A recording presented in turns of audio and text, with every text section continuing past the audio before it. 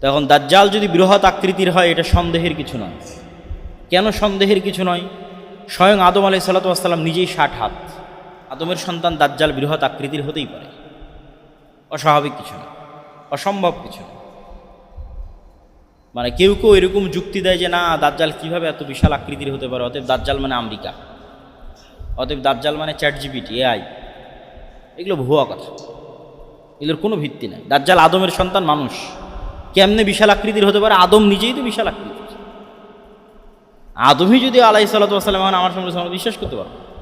জোগার নবী আল উম্মি, বহেরা তাবারিয়া, lake of Tiberias, sea of Galilee, এটা ইসরায়েলের সীমানার মধ্যে। এখন বাইবেলের বর্ণনা অনুযায়ী ঈসা আলাইহিস সালাম সব মুজিজা এখানে দেখাতেন।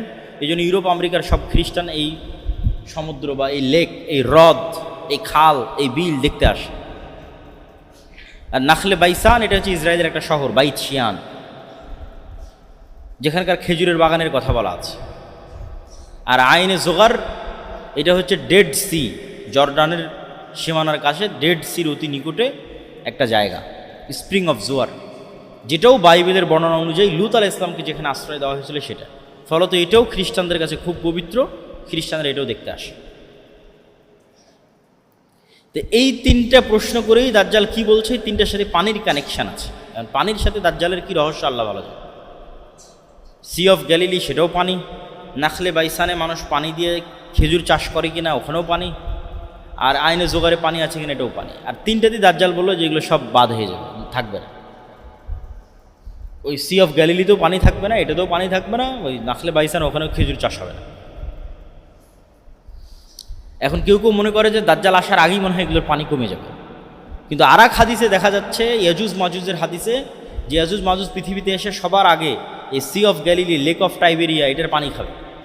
তো পানি যদি দাজ্জাল আসার আগেই শেষ হয়, তাহলে ইয়াজুজ মাজুজ পানি কই পাবে? তাহলে দাজ্জাল যে বললো পানি শেষ হয়ে যাবে, তো ইয়াজুজ মাজুজ খাওয়ার মাধ্যমে শেষ হয়ে যেতে পারে। এটা নিশ্চিত করে বলা যাবে না যে দাজ্জাল আসার আগেই শেষ হবে, এটা বলা যাবে। শেষ হবে একদিন না একদিন, ওই যে ইয়াজুজ মাজুজ আসার জন্য পানি খাবে, তখন শেষ হয়ে যাবে, আল্লাহ ভালো জানে।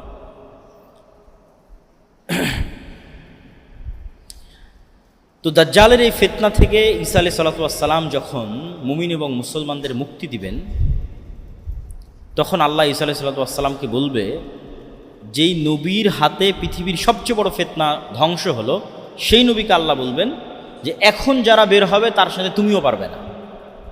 দাজ্জালের সাথে তো মুমিন মুজাহিদেরা পারেনি, তুমি ঈসা, তোমাকে পাঠালাম, তুমি পেরেছ। এখন যারা বের হবে তাদের সাথে তুমিও পারবে না।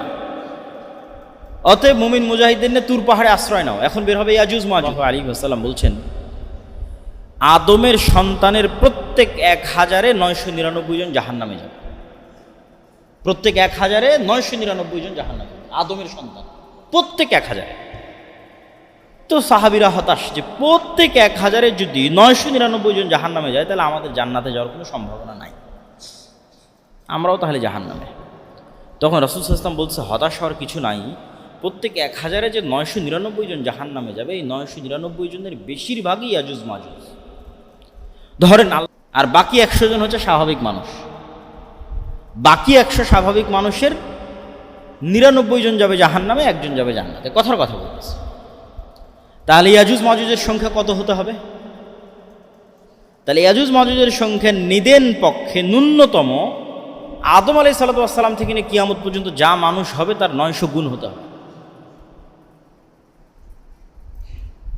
তার কয়েক শত গুণ হতে হবে। এখন তো 600 কোটি, এই 600 কোটির কয়েকশো গুণ বলিনি, আদম থেকে নিয়ে কিয়ামত পর্যন্ত যা মানুষ এসেছে তার কয়েকশো গুণ হতে হবে ইয়াজুজ মাজুজ। তাহলে এবার হিসাবে মিলবে যে আদম সন্তানের প্রত্যেক 1000-900 জন জাহান্নামে যাবে, তার অধিকাংশ হচ্ছে ইয়াজুজ মাজুজ। তো ইয়াজুজ মাজুজ আদমের সন্তান। ইয়াজুজ মাজুজ যখন বের হবে, ঈসা আলাইহিস সালাতু ওয়াস সালাম মুমিন মুসলমানদের নিয়ে তুর পাহাড়ে আশ্রয় নেবেন। তো তুর পাহাড়ে যখন আশ্রয় নেবেন, তখন আবার সেম দাজ্জালের মতো বিপদ, খাবার নাই, চাষাবাদ নাই, ফল ফলাদি নাই। ওই বিপদে পড়ে আবার তারা কান্নাকাটি করবে আল্লাহর কাছে, আল্লাহ বিপদ থেকে উদ্ধার করে। ঈসা আলাইহিস সালামও কান্নাকাটি করবে। তখন আল্লাহ বিশেষ এক রোগে আক্রান্ত করে ইয়াজুজ মাজুজকে ধ্বংস করবেন। ধ্বংসের বর্ণনা হাদিসে এভাবে আছে, কামাউতি নাফাসিন ওয়াহিদ, একটা মানুষ মারা গেলে যেমন হয়, লক্ষ লক্ষ কোটি কোটি আজুজ মাজুজ এরকম একবারে একসাথে at a second at a moment মারা যাবে। কেউ আগে কেউ পরে হবে না, একসাথে সব এক সেকেন্ডে শেষ। তারপর ঈসা আলাইহিস সালাম তুর পাহাড় থেকে নেমে আসতে চাইবেন, দেখবেন চারিদিকে শুধু লাশ আর দুর্গন্ধ। তখন তিনি আবার আল্লাহর কাছে দোয়া করবেন যে আল্লাহ, এই পৃথিবীতে তো বসবাসের উপযোগী 1 ইঞ্চি জায়গাও নাই, খাবো কি, চলবো কি? তখন আল্লাহ বিশেষ এক প্রকার পাখি পাঠাবেন, যেই পাখি এই লাশগুলোকে তুলে নিয়ে গিয়ে এমন জায়গায় ফেলে দেবে যেখানে। তারপর ঈসা আলাইহিস সালাম নেমে আসবেন, আকাশ বৃষ্টি বর্ষণ করবে, জমিন ধুয়ে মুছে সাফ হয়ে যাবে এবং 7 বছর ন্যায়ের শাসন চলবে। এই ন্যায়ের শাসনের পর এক মৃদু বাতাসে ঈসা আলাইহিস সালাম সহ মুমিন মুসলমান সবাই মারা যাবে, শুধু ফাসেক ফাজের থাকবে। এই ফাসেক ফাজেরদের মধ্যেই যত হাদিস আপনারা শুনেছেন যে আল্লাহর নাম নেওয়ার কেউ থাকবে না, কোরআন পড়ার কেউ থাকবে না, লা ইলাহা ইল্লাল্লাহ বলার কেউ থাকবে না, কুকুর শ্রীগালের মতো খোলা মাঠে জেনায় লিপ্ত হবে, এগুলো এখন, তার আগে নয়, ঈসা আলাইহিস সালামের আগে এগুলো নয়। ঈসা আলাইহিস সালামের ঈমান এত উঁচুতে পৌঁছে যাবে যে দাজ্জাল বের হওয়ার আগে মুসলমানরা সব বিজয় করে নেবে। এই ভারত বলেন, মসজিদে আকসা বলেন, তুরস্ক বলেন, ইউরোপ বলেন, সারা বিশ্ব মুসলমানরা বিজয় করবে। যখন মুসলমানদের বিজয় অভিযান ঠেকাতে পারবে এরকম কোনো শক্তি পৃথিবীতে বাকি নাই, না ইহুদিদের না খ্রিস্টানদের, তখন এবার রাগের মাথায় দাজ্জাল বের হবে।